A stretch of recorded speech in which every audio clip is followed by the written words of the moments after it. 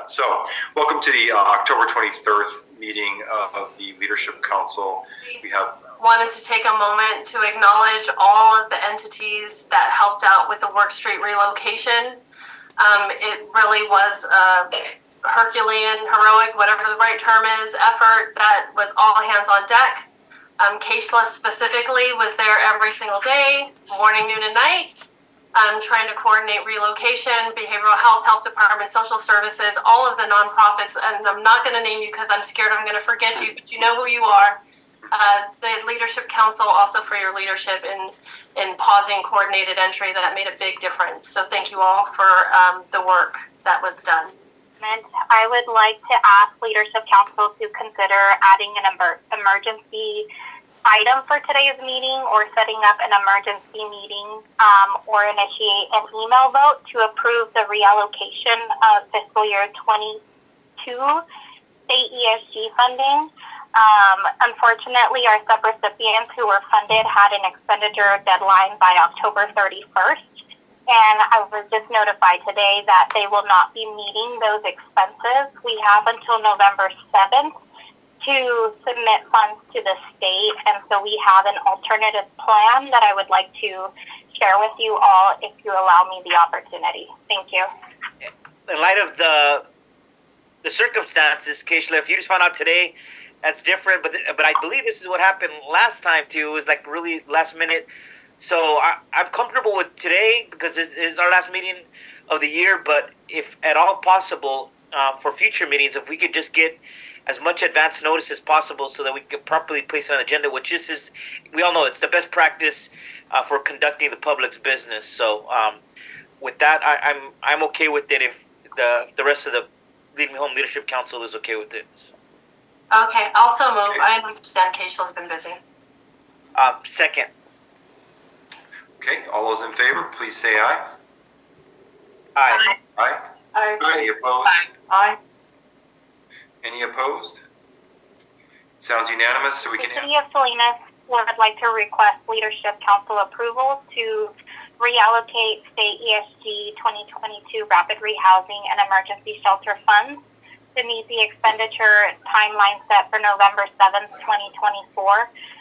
The city came to Leadership Council in June 2024 to reallocate $65,000 from state ESG from Central Coast Center for Independent Living.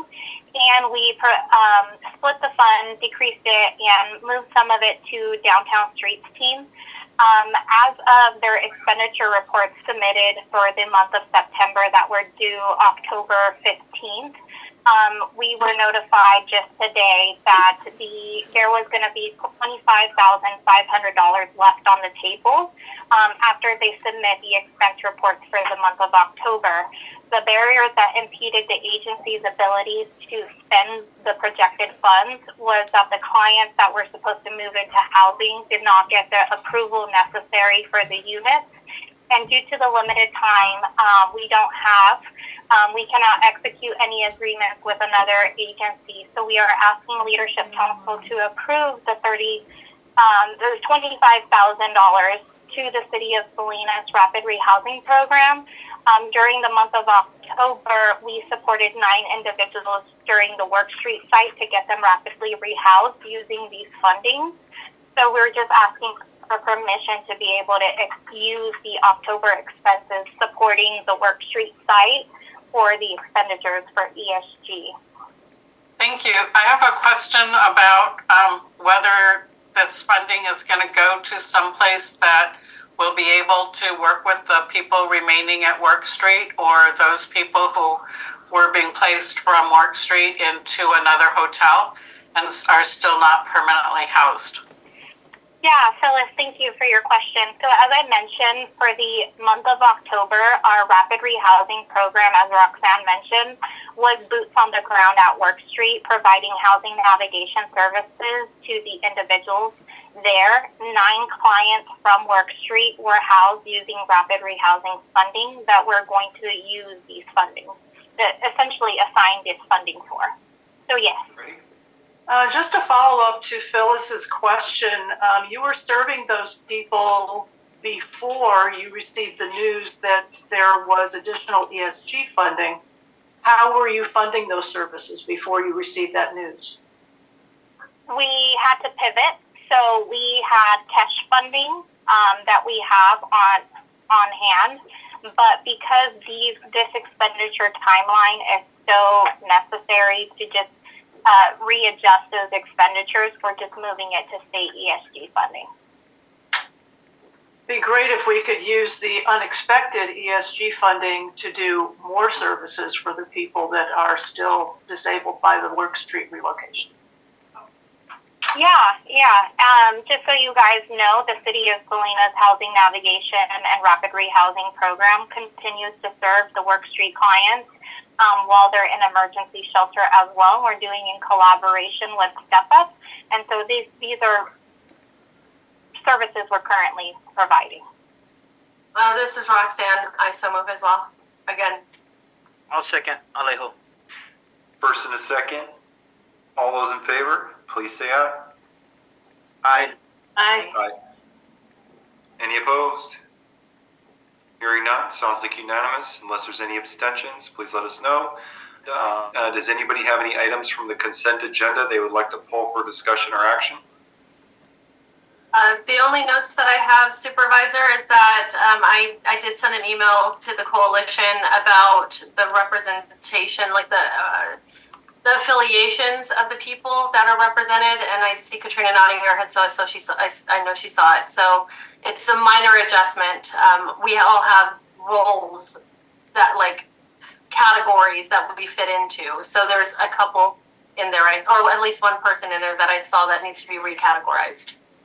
I'll move to approve. This is Jill. I'll second. We have first and a second. All those in favor of approving consent, please say aye. Aye. Aye. Aye. Aye. Any opposed?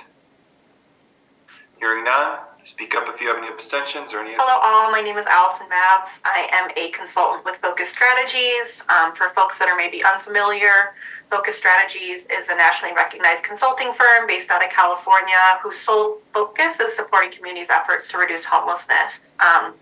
I, along with my colleague Hannah Gossett, who is also on the call, a senior consultant with Focus, have been supporting the community this year as the CoC NOFO consultants. We're also joined on the call by our colleague Mandy Goff, also a consultant with Focus, and she's going to be speaking on the strategic plan action item later. But I'm here specifically to talk with you all about this year's 2024 CoC NOFO consolidated application. So I'm going to provide some background information on this year's national competition, as well as what occurred locally, you all's priority listing, and then some information within your guys' CoC application before talking about next steps. So the Federal Department of Housing and Urban Development, HUD, provides over $3 billion in funding for homeless housing and services annually to CoCs across the nation. And to date, each year, continuums of care have had to compete for that funding nationally to figure out what their allocated portion is. And so HUD facilitates this process through the release of the Notice of Funding Opportunity, or the NOFO, and gives all the necessary details to apply for that funding annually. This year, HUD released the 2024 NOFO on July 31st, making available $3.5 billion, which is an increase from last year at $3.1 billion. And so due to HUD releasing this NOFO a bit later than usual, the deadline was extended in the national competition to next week, October 30th, 2024 at 5 p.m. EST. So historically, as I've mentioned, CoCs have had to compete annually in this process, but this year is marking a new exciting 2-year competition cycle. So moving forward, HUD will only be having CoCs complete this full application and competition process every other year moving forward, which CoCs across the nation are breathing a sigh of relief. And so each year, with the release of the NOFO, HUD also puts out their policy priorities. And there have been some pretty consistent policy priorities in recent years, but this year there is an additional new one that they added. So this year, a new policy priority is building an effective workforce. This policy priority was added to really address the challenges that they have noted CoCs are experiencing in recruiting and retaining qualified staff. due to, the challenging nature of the work and sometimes not sufficient pay. And so HUD is applying this cost of living adjustment to supportive service activities within this year's NOFO to allow CoC budgets to better keep up with the rising costs.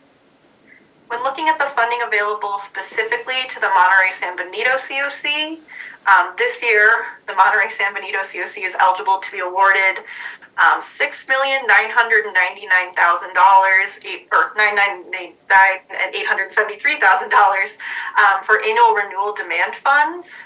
This total amount is the amount to renew all of your existing CoC projects in the community. On top of the annual renewal demand funds, there are also bonus funds available to the community. There are $839,984 available for CoC bonus and $439,277 for DV bonus. And the distinction with these are that the CoC bonus dollars are for new and expanded projects without a specific population target versus the DV bonus funds are for specifically projects that serve survivors. How much of all of this available funding the CoC will actually receive is based on how the CoC competes in this year's national competition. So each CoC has to submit a consolidated application as part of the national competition, and that is what is being evaluated by HUD to determine the allocation of funding for the community. So in Monterey and San Benito, in the CoC, the Coalition of Homeless Service Providers, or the coalition, serves as the collaborative applicant for Monterey and San Benito, and because of that, they submit the consolidated application on behalf of the community. There are three main components that make up this application.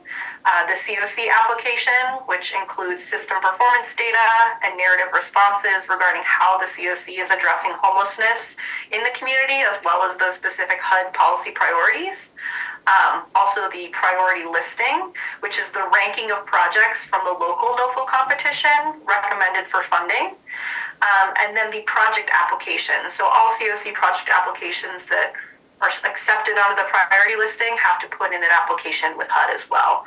And this includes the non-competitively awarded renewal YHDP projects, as well as the CoC planning application. And as I mentioned, CHSP is the collaborative applicant, is in charge of consolidating all of these parts and submitting them on behalf of the Continuum. So we want to share a high-level timeline to just demonstrate the steps that have occurred to get us where we are now in this year's NOFO. HUD, as I mentioned, released the NOFO a bit late at the end of July. And because of that, the coalition was ready to launch that competition very soon thereafter. So August 6th was when the local competition opened. And then throughout the month of August, there were several opportunities provided to applicants with technical assistance. So there was the bidders conference on August 9th that outlined the full application process to all applicants, and then two separate office hour sessions where applicants could come in and ask questions of the coalition as well as focus strategies. At the end of August, the local competition closed, and about 2 weeks later, on September 13th, is when the rank and review panel reviewed all project applications and made scoring decisions. That following week, that was announced out to the community. Applicants were notified of the rank and review results and were instructed to begin their project applications in eSNAPS, which is their portion of the actual consolidated application. Leadership Council approved the priority listing that was put together by the rank and review panel on September 25th. And additional opportunities for technical assistance were provided to applicants with their eSNAPS applications the end of September and into early October. Since we shifted into October, CHSP has been working to review project applications and also get together that CoC application. And we're really at the point now of where we're going to be asking Leadership Council to approve the consolidated application. That's what's happening today. And then through next week, up until that deadline, the coalition will be finalizing application materials to maximize scoring and getting that submitted before that October 30th deadline. So to talk a little bit more about the local competition, so as part of the CoC NOFO, HUD requires that each CoC host a local competition. In local competitions, local providers submit applications for their renewal of their existing CoC projects or any new or expanded projects. This year, the coalition updated the local competition policies, which the Leadership Council voted on and approved in June of this year, on June 26th. This year's competition policies included the following kind of high-level summarized items, but really some background on the HUD CoC NOFO, a detailed local application process and required components, the details of the rank and review panel, as well as how they are to score and rank projects, appeals eligibility in the review process, how the priority listing is to be approved, and then ultimately also all the project scoring criteria, all the detailed scoring for both renewal and new projects applying this year. The rank and review panel then met, again, as I mentioned, on September 13th to do these deliberations, and based on how projects scored, as well as stipulations within the policies, projects were placed into Tier 1 and Tier 2. So to give a little detail on what the different tiers mean, so Tier 1 is 90% of the CoC's annual renewal demand funds, so 90% of that $6.9 million I mentioned earlier. Projects that fall in Tier 1 will be funded through the national competition. Projects that fall into Tier 2. Tier 2 is really that remaining 10% of that annual renewal demand, along with all of the available bonus funding to the community. And projects ranked in Tier 2 will be funded in rank order, depending on how the CoC competes in the national competition. It is worth noting that YHGP renewal projects, because they're being non-competitively renewed in this year's local competition, were not reviewed by the panel. And so here's a summary of what went into the priority listing that came out of that rank and review, the types of applications, and then the projects that are applied for. There were 13 renewal project applications, 4 bonus or new expansion projects, as well as 1 DB bonus expansion, 8 YHGP renewals, and 1 CoC planning application.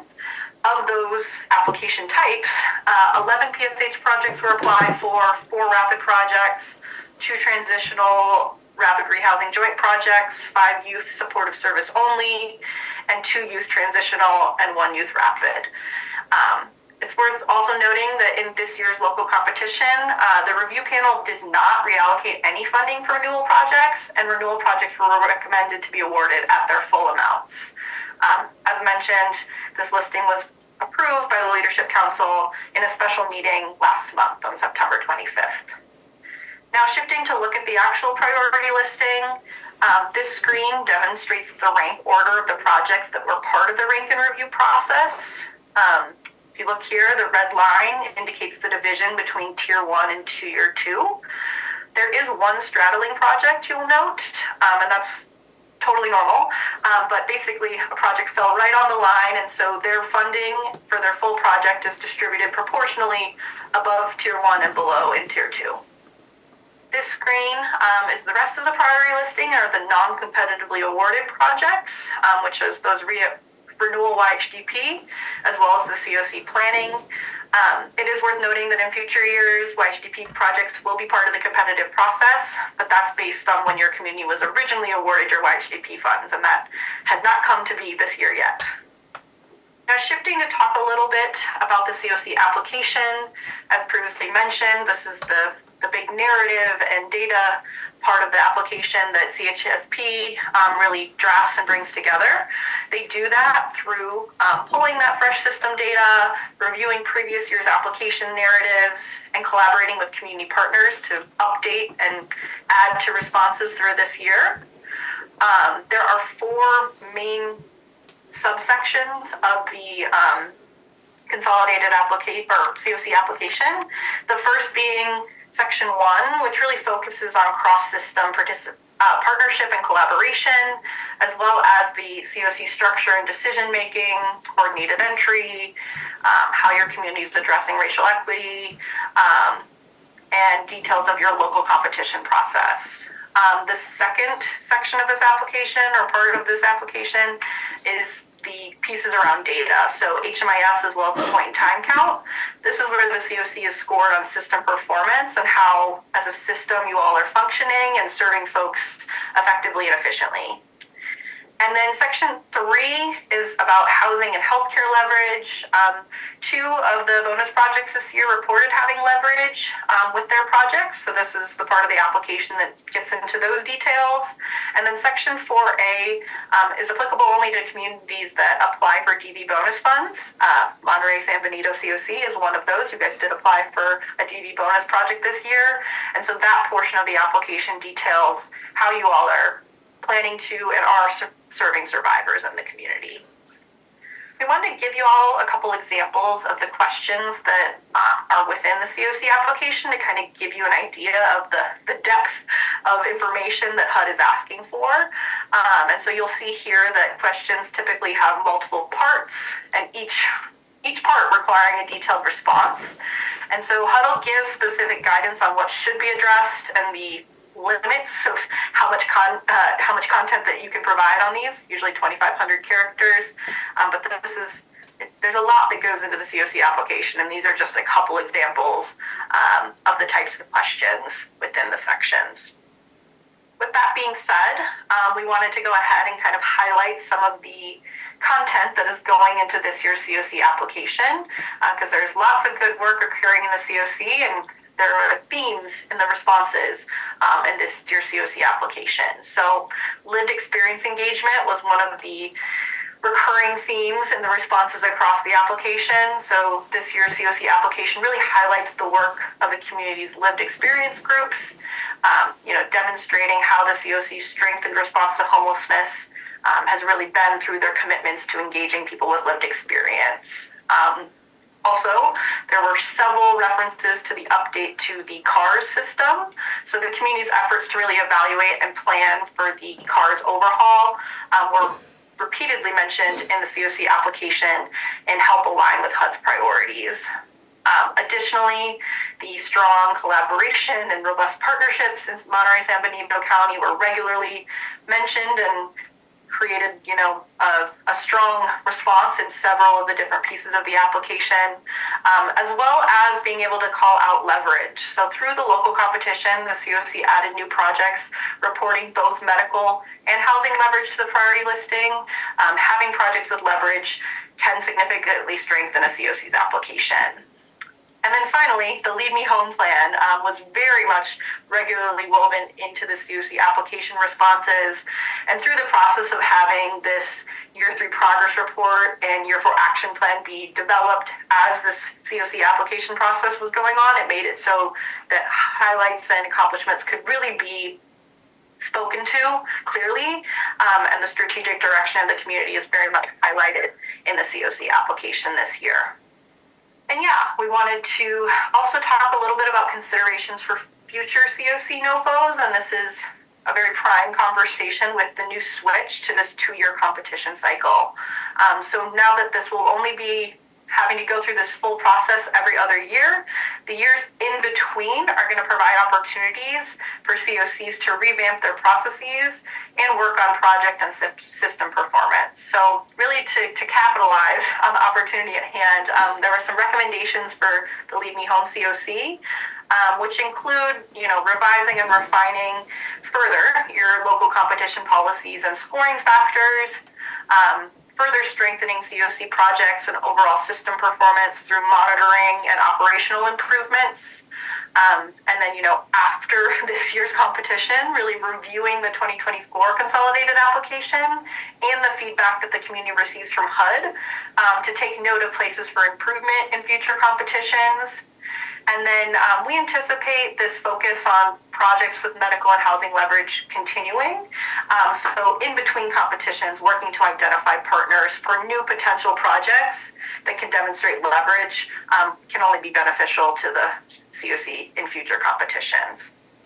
So with that being said, we do want to pull it back to this year. So next steps for this year's CoC NOFO. After the presentation and any questions today, Leadership Council will vote to approve the CoC consolidated application. And then, as previously mentioned, we've got 1 week before that deadline of October 30th. And so in this final week, CHSP will be doing any final quality checks, making any final adjustments to make sure that they can really maximize the CoC score, and then going ahead and submitting on behalf of the Leave Me Home CoC by 5 p.m. EST on Wednesday. I'm wondering if Focus Strategies has been assisting the coalition staff, the CoC staff, in the actual writing of the application, answering the questions in the application to the best possible note. Yeah, we've been contracted to assist with reviewing the content of the CoC application, as well as assisting with all the pieces of getting things into eSNAPS. So we have been part of the process this year. Great, thank you. So we are in technical review of some of our applications right now from the community. There are some folks, organizations that have yet to submit their applications or are having issues with eSNAPS. So the priority listing is as such, but making sure that these organizations are submitting on time, which that has now come and gone. I just want to reassure the Leadership Council that the coalition is working very closely with these organizations to ensure that they submit timely so that we have enough time and space for technical review and give them the opportunity to make any adjustments to their applications before we submit. We have contacted HUD on some of these glitches with eSNAPS, like some people are submitting applications and we can't see it on our end, or they have submitted it and we can get back to them and they haven't seen it on their end. So we're actively working both locally and federally to work out these kinks. But rest assured, we will have everything submitted by our deadline. And thank you. I know how difficult this application is. Survived a few of them, and also know that eSNAPS is a crazy software that is very unstable. But I do have a question. So what are we going to do for those who do not make it in? What do you just move people up the ranking list? What is our fail-safe and plan to make sure that we are not penalized for submitting late? Right. That is a very scary scenario that we have not explored verbally yet. So, Focus Strategies, what is your recommendation in the event these two organizations do not get their applications in on time? I think at this point, because CHSP is working with HUD, they will have to continue to communicate with HUD directly, and HUD might have a specific instruction for them. However, I believe 2 of the applications are YHDP and 1 is a CoC bonus application, at which point I do think for that bonus application, it would likely need to the other applications would likely need to move up to fill that space if HUD does not instruct otherwise. I just want to slip in a thank you to the CoC staff, coalition staff. My organization is one of the applicants, and we did have some issues with eSNAPS. It was mostly operator error, but what I wanted to say was that the coalition staff was very responsive and walked us through the process. And beforehand, before we even got in there to do the application in eSNAPS, which is separate from the original application that you put in for the coalition, they had sent us a plethora of information about how to get eSNAPS done, how to, explaining eSNAPS and how to get it done. So they prepared us really, really well. They supported us all the way through the process. Just huge kudos for that staff, because I know what a long, arduous, and irritating process it is, but they were just the kindest, most wonderful folks in the world. So I would like to just really quickly ensure that the motion is to approve the 2024 HUD CoC consolidated application for submission to HUD with allowance for the coalition to continue to refine and finalize the application to maximize the CoC scoring possibilities. Because we are working with the community, we still have some questions out that we need support in answering. I thank you all who have been responsive to helping us answer these questions. This is a community-wide effort, and that's the consolidated application, right? So I just want to make sure that that's in there. I'll move that language stated by Katrina Alejo. Do we have a thank you, Supervisor. Do we have a second? Ms. Roxanne, I'll second. Great. All those in favor, please say aye. Aye. Aye. Aye. Any opposed? Aye. No. Appreciate that. We move on to the 2024 CoC Builds. So I just want to provide an update on that. We had 3 applications come in going for the 2024 CoC Builds. This was that new funding opportunity to the community. Of those 3 applicants, interested parties, I should say, only one is to move forward as the others have dropped out, and that is Veterans Transition Center. We are working with Focus Strategies as well on this, as it is a very new and highly competitive grant opportunity, and we're working through those steps. So, Mandy, do you have anything you'd like to add to that? I think to echo Katrina, HUD has made $175 million available compared to the $3.5 billion we just looked at for the CoC NOFO. So CoCs can only submit one local application. We only have one local applicant that is interested in going forward. We're working to try to make the strongest application possible and ensure that they're eligible. HUD has set numerous threshold requirements and expects a lot of applicants of this process. They expect to make 25 awards across the nation. So we're learning this process together with the community and supporting Veteran Transition Center as much as we can. Yes, so you guys may have seen my emails coming out that we were looking for ranking reviewers. And at this time, because there's only one applicant moving forward, we do not need that. So I thank you everybody who volunteered to be on that panel, but we'll be moving forward without it and working directly with Veterans Transition Center and Focus Strategies to ensure that we're able to submit a highly competitive application. This would be for 4 ADUs to be located on Lightfighter Village. So we're working with them to maximize their applications. So we're really excited that HUD should be announcing our funding awards. We, as a region, applied for $6.2 million for the CoC, the County of Monterey, and the County of San Benito. We'll have more to report out once HCB fully announces. With HAP 6, we're really excited that that funding is going to be made available and should be releasing the HAP 6 applications or open up in January of 2026. Once they go live, applications are due no later than 180 days. So approximately July 29th of 2026, we will be able to apply. We're really excited for that because we were worried that these were not renewable funds, and now we're in round 6.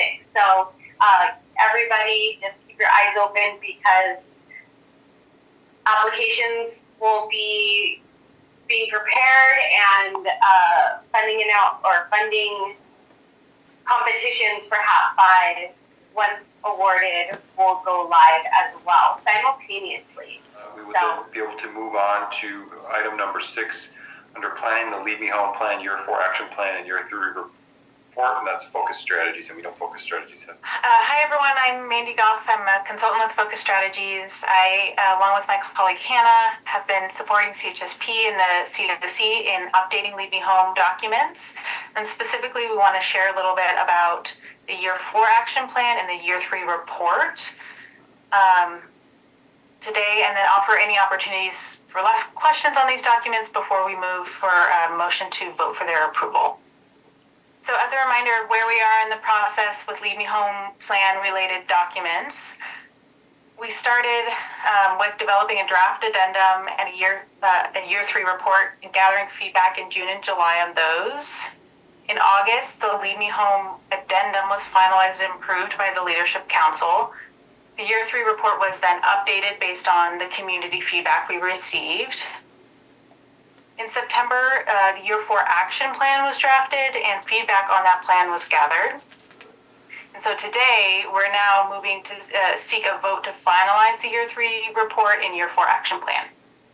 So a little background, I'm sure many of you are aware of the Lead Me Home plan, but it is a 5-year plan to reduce homelessness. It was adopted in 2021. CHSP has been leading the implementation of Lead Me Home as a COC lead in partnership with many, many jurisdictions and community partners. Additionally, the community completed some additional strategic planning efforts that were related to the HHAP 5 funding application to the state.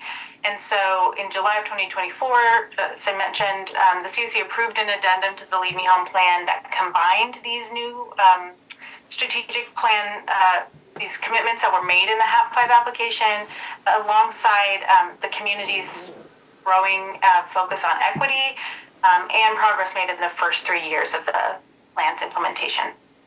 So the Year 3 report looks at progress towards the goals in the plan that's been made in communities across the COC. For the Year 3 report, we're specifically looking at key achievements and goals and progress that has been made of July 2023 through June of 2024. The report is structured into the 3 key strategy areas that kind of guide the structure of the plan. So increasing participation in homelessness solutions by key stakeholders, improving the performance of the system, and expanding service-oriented responses to unsheltered homelessness. So those are the kind of 3 strategies that guide the plan as well as the report.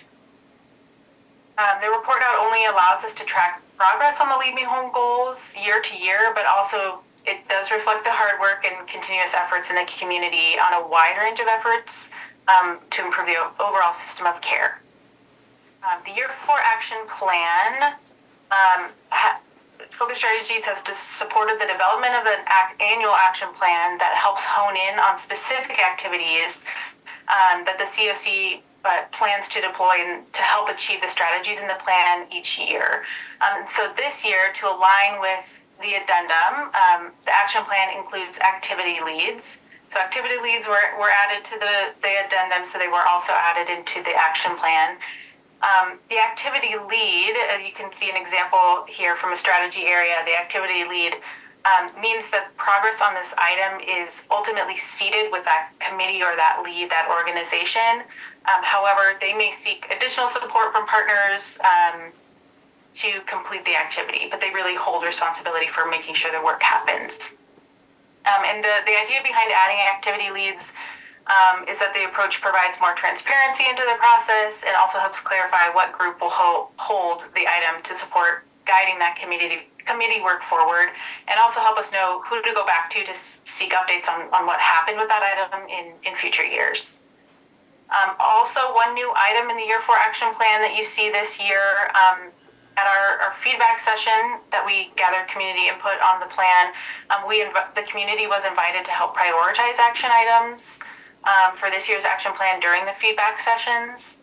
So you'll see some activities are highlighted in blue, and those are items that receive the most votes from the community in these feedback sessions, as were noted as highest priority items, with the caveat that every single item on this plan is critical community work, and we want everyone to understand that as well.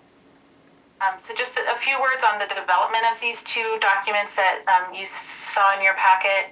So the Year 3 report, for the development of that document, first we started with information gathering and conversations with CHSP about accomplishments that they knew had happened in the last year towards the plan goals, created a draft and shared that out with the community. We had a general feedback session and a feedback session specifically with lead and Y4A groups to get more feedback on what else happened in the community towards these goals that should be reflected in this plan. And then similarly for the year 4 action plan, we went back to the year 3 action plan. We brought forth any action items that were not completed.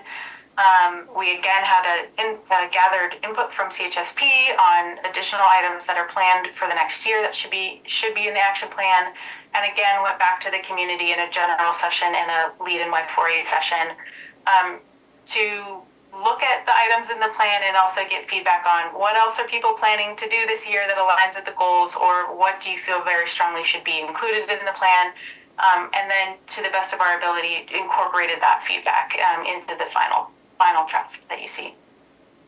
So that's how these documents were developed and the documents we're voting on today. One final note with the addendum that was approved in August. We wanted to note a minor language change, a minor language update to the Lead Me Home addendum to address a typo that's currently in the addendum. So you'll see in strategy area 2.5, the phrase extended care management will be updated to enhanced care management. It was a typo that was not caught, and so we're just trying to correct it to the correct Medi-Cal term here. So we just wanted to be transparent with that update. I believe the motion would be to approve the Lead Me Home plan, year 4 action plan, and year 3 report. Is there anything in action plan? First. We got a first. We have a second. Ronnie. August be second. Thank you very much. We have a first and a second. All those in favor, please say aye. Aye. We're super excited to announce that we're partnering with the County of Monterey and the Monterey County Office of Education to organize a robust and informative event. Our planning group meets weekly to prepare for the summit and includes individuals with lived experience, hospital staff, county members, and we have our save the date. We're ready to launch. So this event has been scheduled for April 17th, 2025, and we'll have registration and our website updated, and it will be distributed shortly. But there has been a barrier with securing a venue. So we initially secured the previous venue at the Salinas Steinbeck Center through CSULB, but they're looking to sell this building. So they're not guaranteeing that they will still be operating it in 2025. And we cannot recoup the security deposit, and are in search for another venue that would accommodate 300 plus attendees with 3 additional meeting spaces so that we could have sessions going on simultaneously. But we are currently in negotiation with the Dean of Monterey Peninsula College, or MPC, and Embassy Suites. So I didn't get to share that with all of our planning members, so I see Donna's face right now. This has happened over the past probably 15 hours, or so, less than 24 hours, that we are able to have these conversations. So we'll start touring the spaces and getting quotes on what it will look like. I'm really excited to possibly partner with MPC, as they also want to launch a housing resource fair as well. So we might be even incorporating this in with this event for the summit, if it's possible. So, however, as we're looking at all those spaces, if it doesn't come to fruition, if we can get support from our leadership council members or members of the public to connect us with other venues that you may have access to, or connections you may have with places. I just want to say I like the Steinbeck Center venue because it's geographically centered, located for South County, the Peninsula, North County, even those perhaps coming from San Benito County.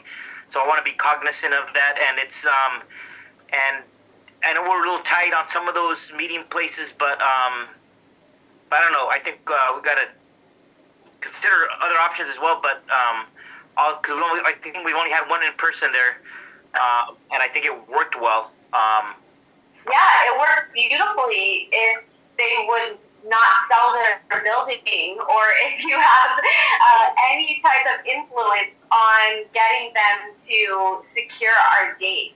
So we paid for a security deposit. It was locked in. They were able to accommodate the change, and then they let us know, hey, we're selling our building, so we may or may not even have this building, and we have to really, secure something so that we're not without a place.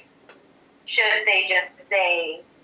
All right, I'll tell my staff to remind me to put in a call with the CSUMB's president, because that would be news to me that they'd be selling that such critical building in downtown Salinas. So that's the first I've heard of it.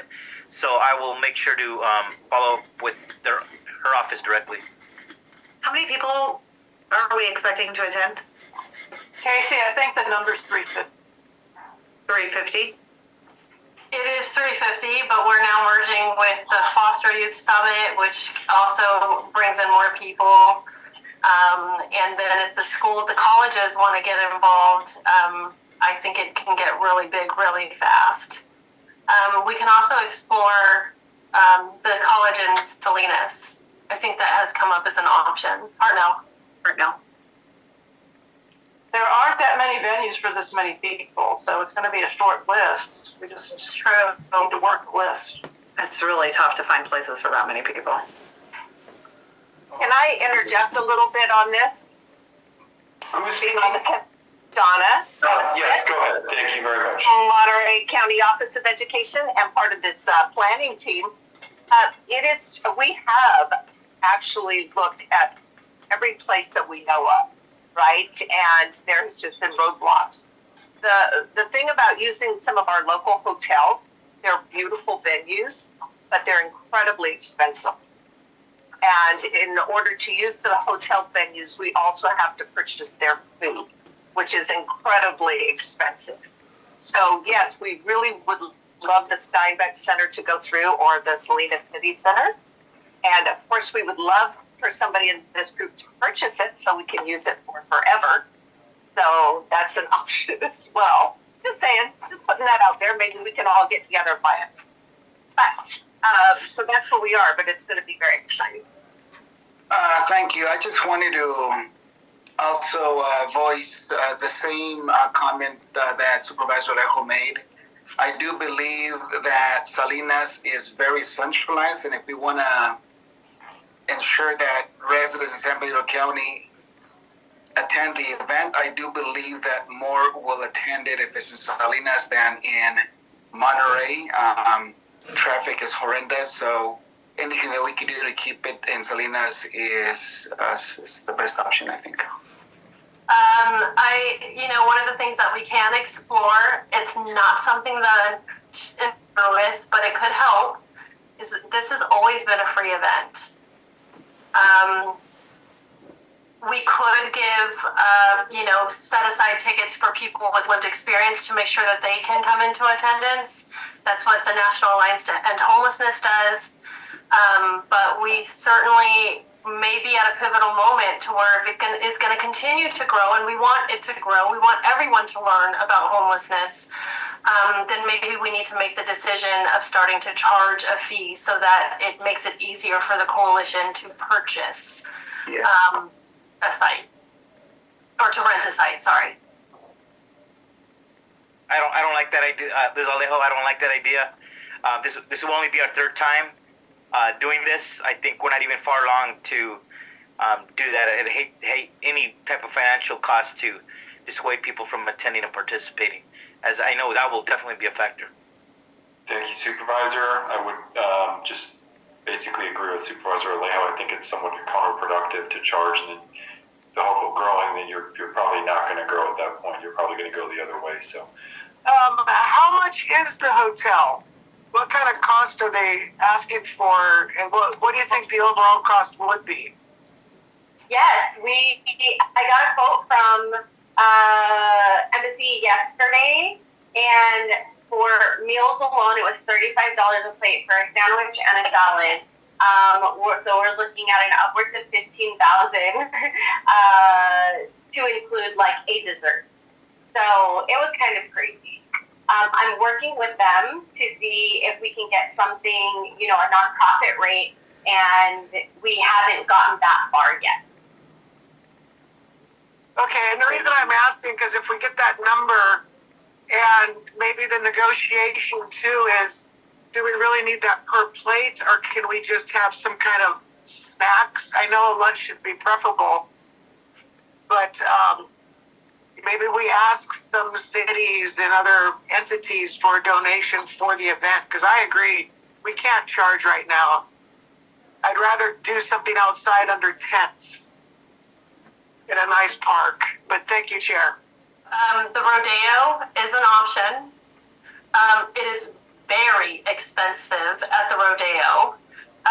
But, you know, I know that our entity has sponsored this, and maybe we start digging in to see if the coalition board and the members of the leadership council and all of the entities that we represent can co-sponsor this event, so that they do have money to do it. If you guys are open to that, then I'm also on the steering committee, and we can look at alternative ways of bringing in some funding so we can afford the rodeo grounds.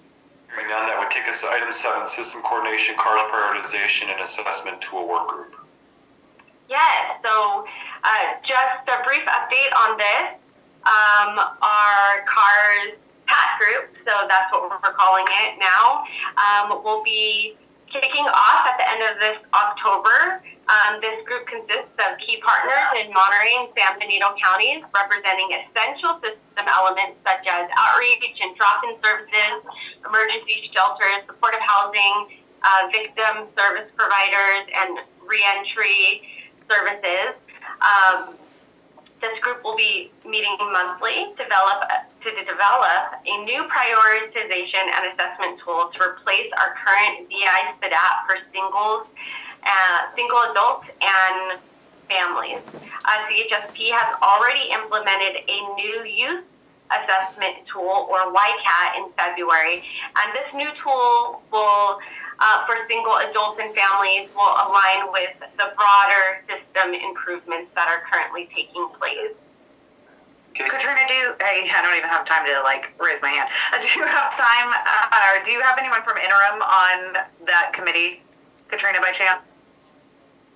I do not.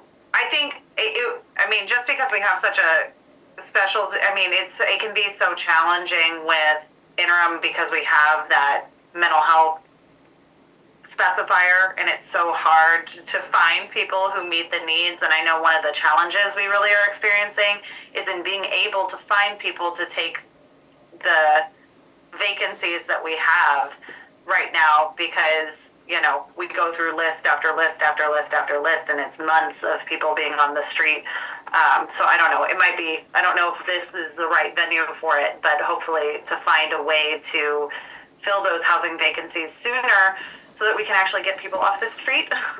I don't know the best venue for that, but certainly something needs to change within that system so that we can get people into our housing sooner.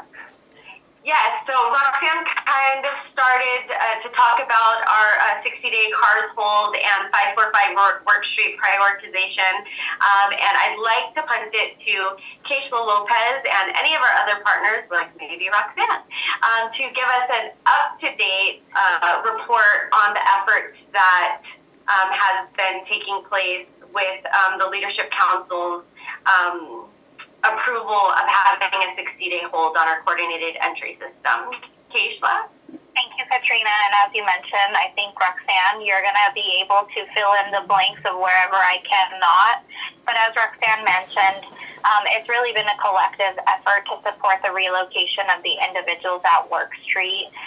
The new owners noticed the participants with the 60-day notice, and so there's been a lot of quick movement between, the county, the city, housing authority, Step Up, and all of the collaborative nonprofits.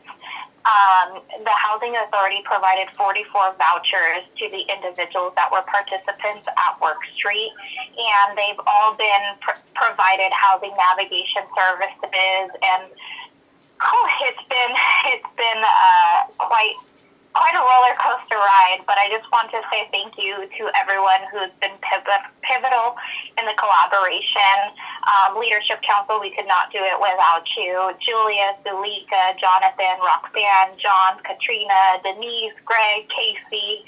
I can't name everyone, as Roxanne was saying, because there's been so many individuals who have been collaborating on this partnership. And thank you for everything you've done and you're continuing to do, because we're not done. The work is not done. There's still individuals in emergency shelter, and so we're going to continue to collaborate as we can to place everyone into permanent housing.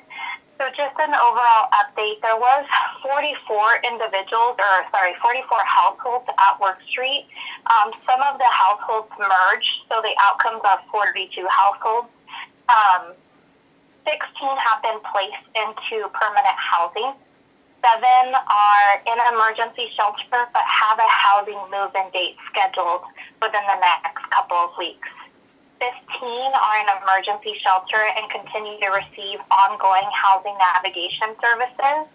And we have between 4 and 5 individuals who are still at the site who we're actively working and collaborating with on trying to get them to a permanent housing solution or a housing or emergency shelter pathway. 15 individuals were served with storage support, and we used, the City of Salinas used United Way funding in order to provide that support, and $17,000 was spent in moving expenses. So that's hiring a moving company to be able to help individuals box up their things, pack it up, and put it in emergency shelter storage or to their permanent location. So a total of 27 households were supported with moving support. The City of Salinas provided deposit assistance to 9 households, which I mentioned earlier. So we were initially using cash funding, and so now we're going to pivot those expenses to state ESG so we can meet those requirements. And Step Up and the county has supported with emergency shelter and rapid rehousing funding through the HAP contracts. And so really there's been so many different moving pieces and parts, and I don't even think that I'm covering all of it. So Roxanne, if there's anything additional that you would like to add, it's been a journey. So thank you everyone for the support. It has been a journey. It's been incredibly exhausting going through this and having to go back to the site. I told one client who I've known for many years, I don't do house calls, but here I am the 3rd time this week to talk to you to see what is it going to take for you to accept any of the options that have been offered to you. It's interesting because they've been with us since Project Room Key, and as you guys know, the coalition ran Project Room Key in partnership with several of the entities that's on this call today. And with that, this is why I don't do direct services. I have grown an affinity for these folks. I care deeply about their relocation, but I really can't. There are no words to describe how many people had jumped in, how many phone calls all day long. Our phones are going off, finding new problems with our system. So I'll talk about that a little bit more on my time on how we're going to address some of these bottlenecks that we've identified in our system. Governance Committee update? Yes, thank you so much. So this committee is scheduled to meet in November to prepare for our January 2024 annual meeting to hold elections and seat the 6 open seats with the Leadership Council and fully launch the Planning and Services Coordination Committee. So I just want to let everyone know that some of those currently seated on the council may not still have a seat in the current category that is being occupied as we're transitioning out of our old charter and into our new charter. So we'll be contacting those folks after we meet in November. We currently have 3 open appointed seats. So we need one more lead member to fill that seat and 2 youth for action or Y4A or YAB seats. So they have many different identities for that group. And we have 3 elected seats open to the committee for this council. So the governance committee will consider demographic diversity and geographic area when recruiting for these groups. They would fall under any of these categories, so faith organizations, landlords, law enforcement, probation, healthcare organizations, homeless housing advocates, additional persons with lived experience. So out of those categories, we'll fill the 3 open seats. There are still openings for our planning committee and our services coordination committee of our new governance charter. So I'll be sending that out. You guys can all either apply to be on or send it to someone that you believe should be sitting on these committees to help us move forward with the work of the Leave Me Home plan and reducing homelessness in our COC. On to the last item, the Monitoring and Evaluation Committee update. Well, the Leadership Council has adopted the new governance charter last year. Thank you, Katrina, for rolling out and changing how we do things. I know it's also a huge effort.